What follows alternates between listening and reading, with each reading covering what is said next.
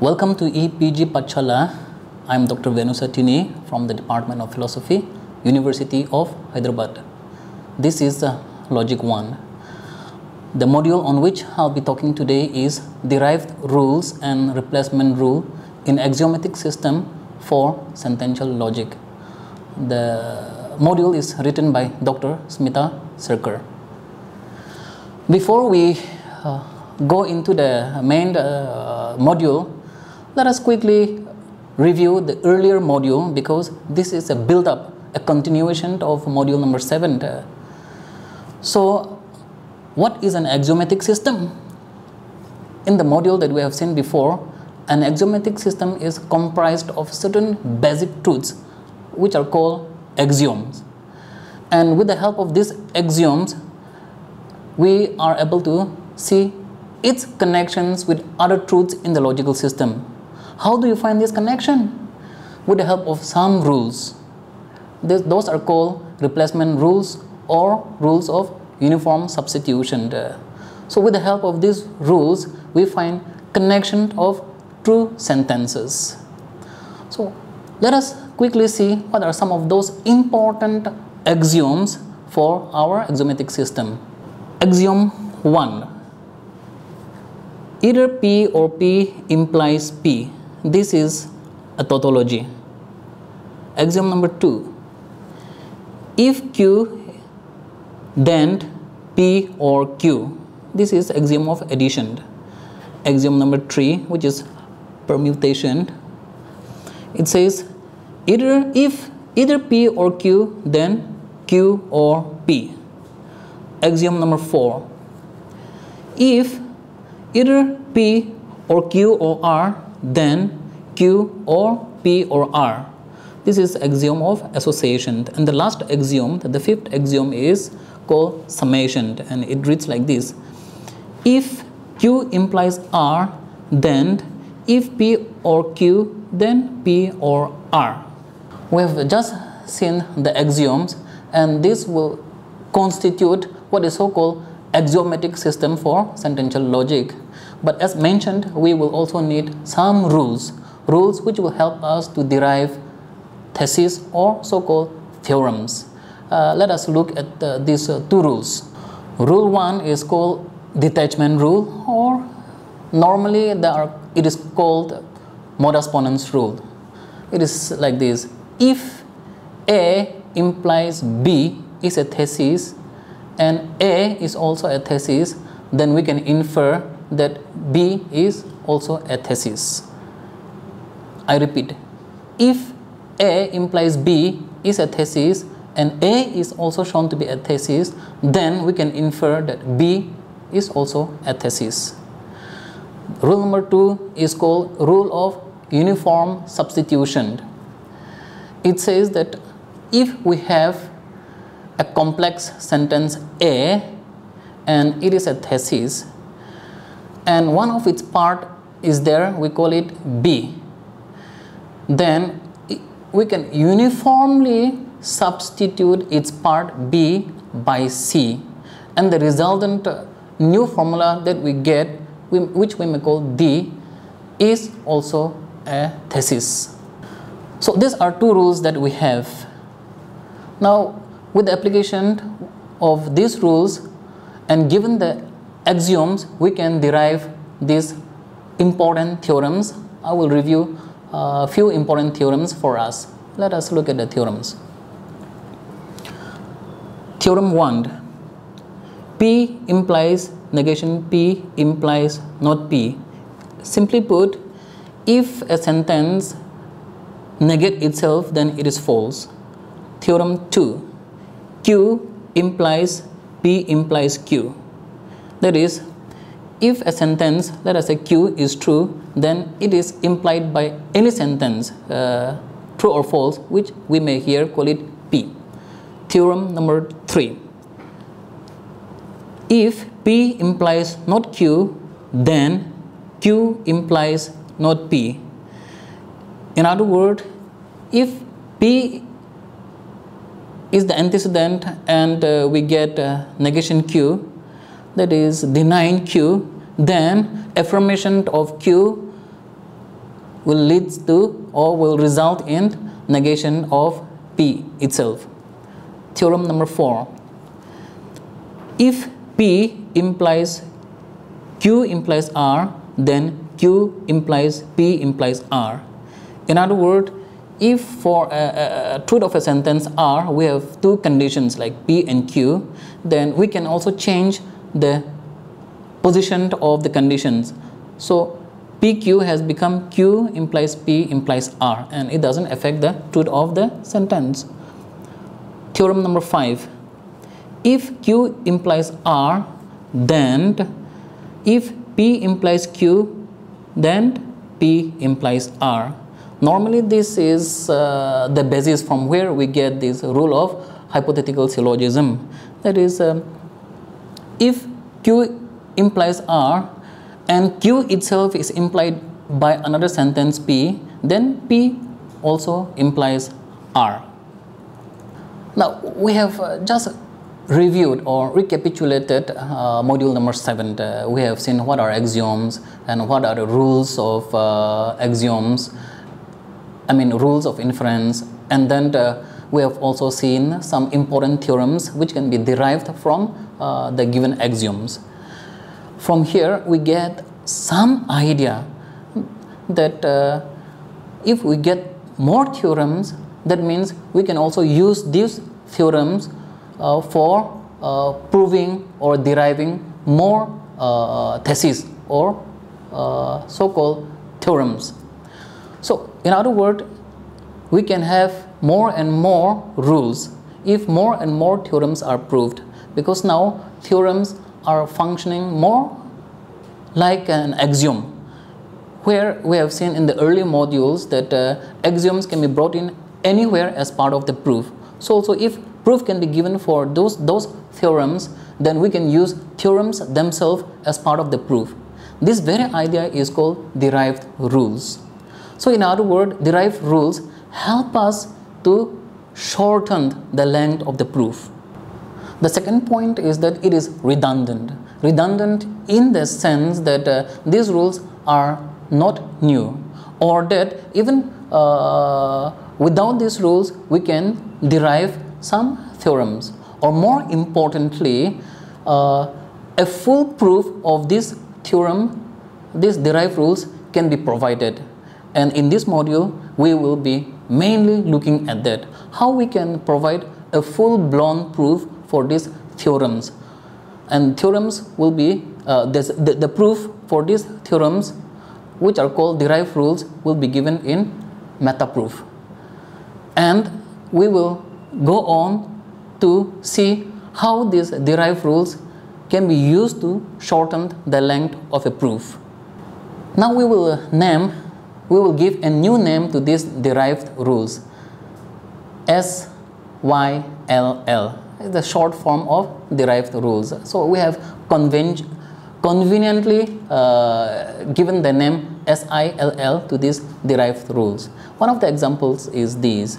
If alpha implies beta and beta implies gamma, then we can infer the conclusion alpha implies gamma. Now what we will do is this. We will take one theorem which we have already discussed in module number 7, and then we will give a full-blown proof of this theorem. In other words, how this theorem can be derived from those axioms. Next, after giving a proof of this theorem, we will see how we can use this theorem or so-called derived rules to shorten the length of other proofs. Now let us look at theorem number 8, the one we have seen in the earlier module, P implies P. This is theorem number 8. As suggested above, now we will give a full-blown proof of this, and after that we will shorten the proof. Now let us see how this proof can be shortened. So in order to prove this, we will begin by appealing to theorem number 5, which says that if Q implies R, then if P implies Q, then P implies R. We will use this theorem to get the next step, how by applying the rule of substitution. In other words, every occurrence of Q now will be substituted by P or P, and every occurrence of R by P. So this is what we get after substitution. P or P implies P. The whole thing implies P or P. Together implies P implies P. Now the next step is to introduce axiom number 1. Keep in mind that we can introduce axioms and already proved theorem as part of our derivation anytime. So here we have introduced axiom number 1, that is, if P or P, then P. So the next step is we can appeal to modus ponens rule or detachment. See, P or P implies P is the antecedent of step number 2.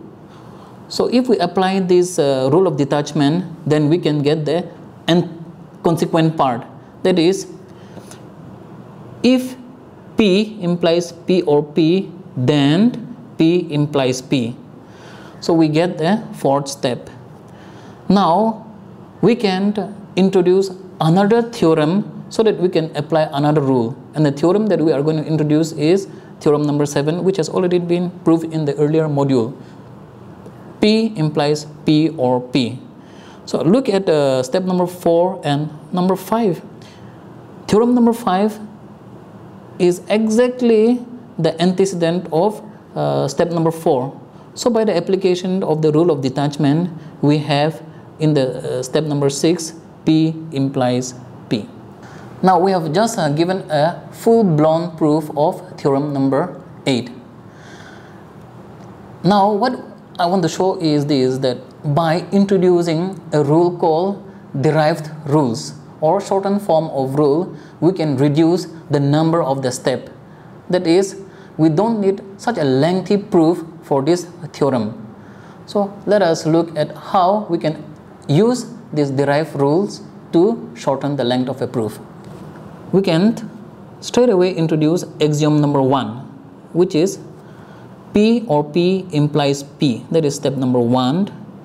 And the next step, step number 2, we can introduce theorem number 7, which is being already proved. That is, P implies P or P.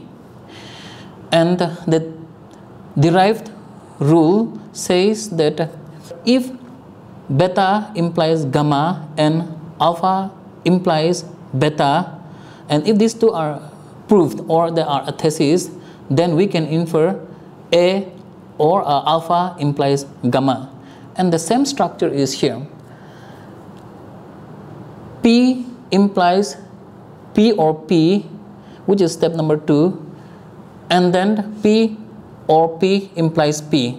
From here we can derive the next step, P implies P.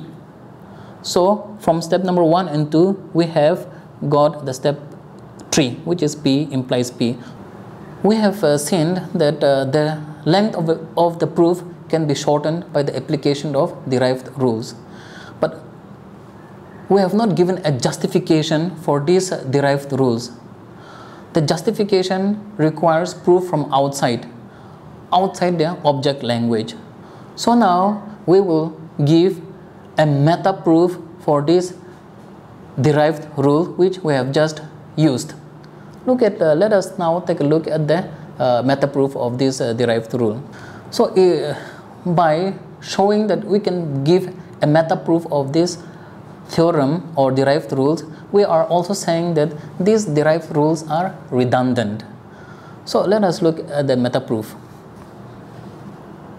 Now the proof which is given here is basically a kind of schema, a general structure. So there is a series of derivation coming which is indicated by ... and at a step M we have beta implies gamma, and then after a series of derivation we come to step number N, which says alpha implies beta.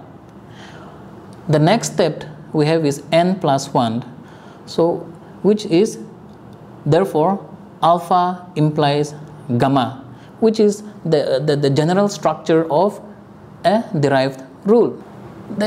Now we have shown the general structure of a derived rules. We can generate a full proof, a meta proof for this general structure. And now let us look at this meta proof. This dot dot we see is an indication that there may be a series of derivations which has occurred earlier, and at a certain step m we have beta implies gamma, assuming that this is already a theorem, which means it has been proved or justified before. And dot dot dot indicates that there can be a series of derivation, and at step n we have alpha implies beta. That means this has been derived from the steps above. And at step n plus 1 we have introduced theorem number 5, which says if Q implies R, then P implies Q together implies P implies R. So in this meta proof, what we will do is introduce structure and then provide right substitution. So these alpha beta are not part of the object language. These are in meta language. So we will convert them into the meta language now. So if we substitute every occurrence of P, which is in object language, theorem number 5, by alpha, and substitute Q by beta, and substitute R by gamma, we have this new structure. Beta implies gamma together implies, if alpha implies beta, then alpha implies gamma. Now this is in meta formula. At the step n plus 3, we will be applying one of the rules of detachment.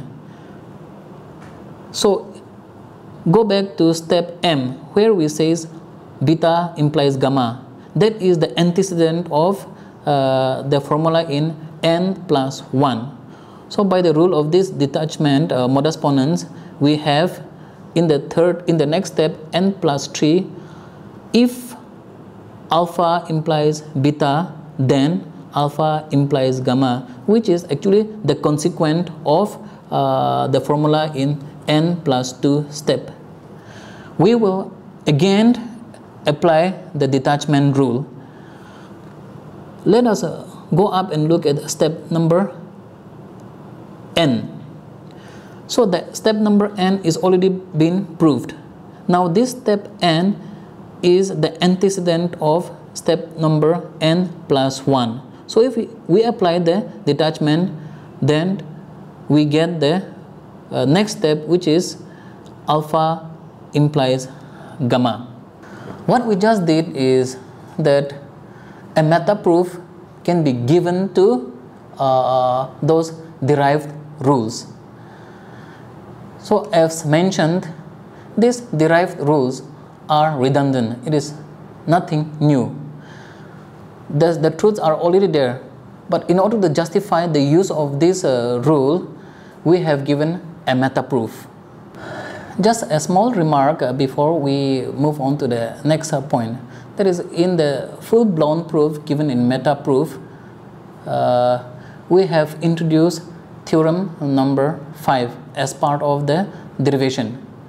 Now actually we are not allowed to introduce this kind of theorem unless we provide a proof of that theorem. So assuming that theorem number 5 has already been proved, we are applying this theorem in this derivation, in this proof. Likewise, we can generate more derived rules from axioms or from some theorems. For instance, let us look at axiom number 2. The statement of the rule will be, if beta is a thesis, then alpha or beta is also a thesis. Or alternately, from the thesis B, one can derive A or B as a thesis.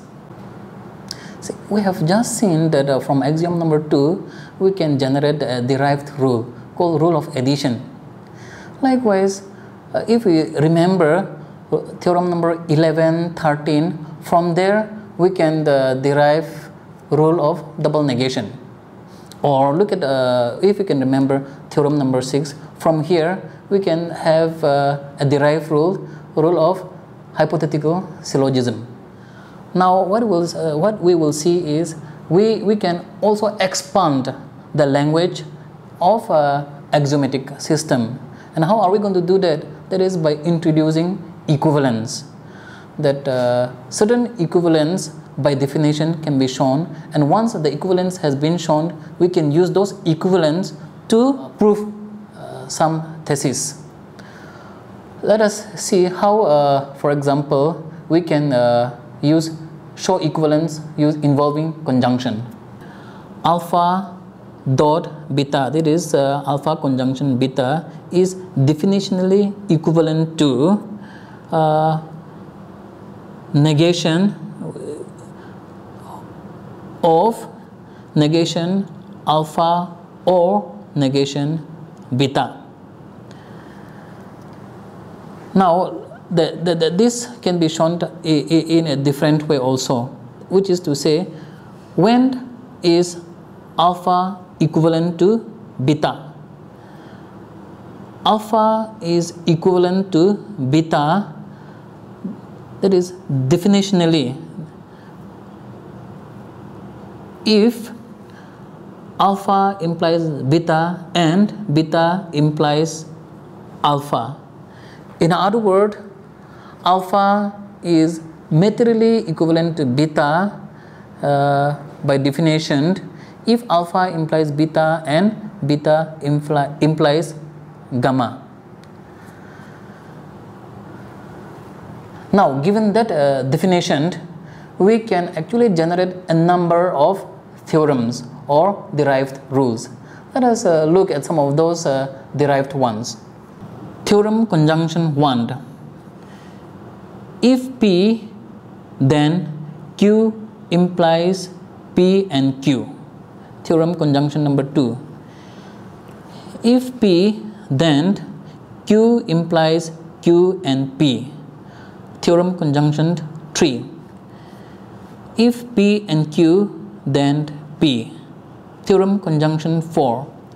If P and Q, then P. Theorem conjunction 5. If P and Q implies R, then P implies Q implies R. So we have seen how more theorems can be derived by showing the equivalence of conjunction. And once these theorems have been derived, we can now convert them into derived rules. Let us look at some of these derived rules. From theorem conjunction 1, we can have rule for conjunction. In fact, conjunction 1 and 2 give us rule for conjunction.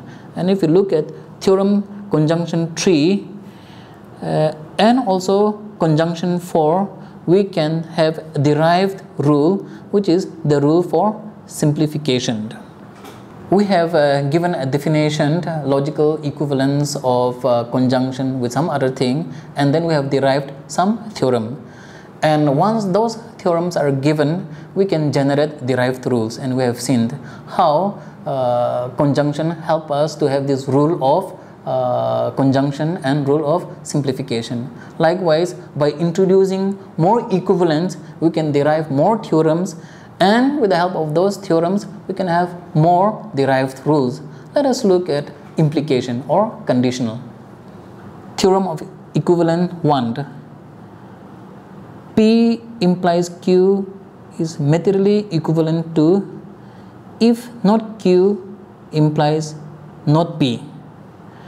Theorem equivalence 2 is P materially equivalent to not P. Theorem equivalence 3. P materially equivalent to P and P. Theorem number 4. P materially equivalent to P or P. theorem equivalent 5, P and Q equivalent to Q and P. Theorem equivalent 6, P or Q equivalent to Q or P. Theorem equivalent 7, P and Q and R equivalent to P and Q and R. Theorem equivalent 8, P or Q or R equivalent to P or Q or R. So from these theorems which are generated by equivalence, we can now generate more derived rules. So let us look at those theorems and what are the derived rules that we can get from those theorems. From theorem equivalence 1, we have the rule of or rule for transposition. From theorem equivalent 2, we have what is normally called as rule of double negation. From theorem equivalent 3 and 4, we have rule for tautology. From theorem equivalent 5 and 6, we have a rule known as the rule for commutation. From theorem number 7 and theorem 8, we have rule of association. We have just seen how from definition of equivalence we can generate more theorems, and with the more theorems we can generate more derived rules. And the idea of equivalence is that when we have a formula alpha and then another formula beta, and if we can show the equivalence of these two, alpha and beta, then any occurrence of alpha in any complex formula can be replaced by beta. That is the idea. So let us look at some of the instance where we can apply the rule of substitution. Look here. From theorem conjunction 3, which is P and Q implies P, we can get Q and P implies P on the basis of theorem equivalent 5, P and Q implies Q and P. In this case, P and Q in theorem conjunction 3 has been substituted, or you may say replaced by Q and P, as theorem equivalent 5 tells us that these two sentences are equivalent. These derived rules that we have just seen can be broadly termed as rule of substitution. So in the first case, we have seen rules of replacement, and now we have seen rule of substitution. That is generally put when we have a formula A and then it has subformulas B, and then if B is shown to be equivalent with another formula C, then in every occurrence of B we can put C and generate a new formula D. And if a complex formula A is a thesis, then the new formula that we have generated D is also a thesis. So we have just seen the rule of substitution, which is like substitution of equivalent formulas. Now, of course, a question or a doubt may arise: how is this rule different from the rule of uniform substitutions? Maybe we can give two. One, in uniform substitution, we have to uniformly substitute all occurrence of one by another, whereas in the case of this one, there is substitution of equivalence. We don't need to uniformly substitute. Wherever we want to substitute, if we can substitute in parts. The next difference is this, that in uniform substitution, we don't need to show that what is substituted and what is used to substitute need not be equivalent. We don't have to show this equivalence of these two. But in the case of substitution of equivalence, we need to show that these two are equivalent, and then we can use to substitute. That is the difference. Now that we have seen what are these rule of equivalent substitution, we can use this rule to derive some theorem.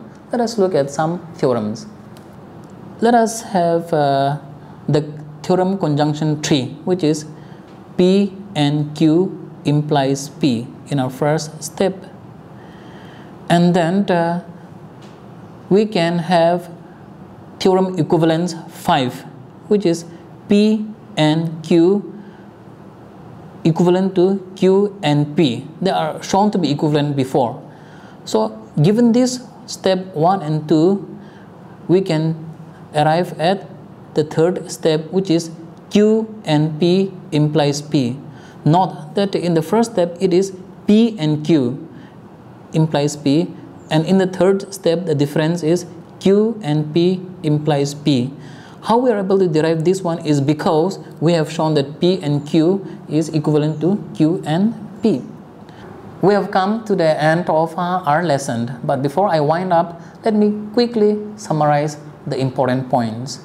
Here we have shown that more rules can be generated once we have axioms and some rules, and then we can generate meta proof to justify those derived rules.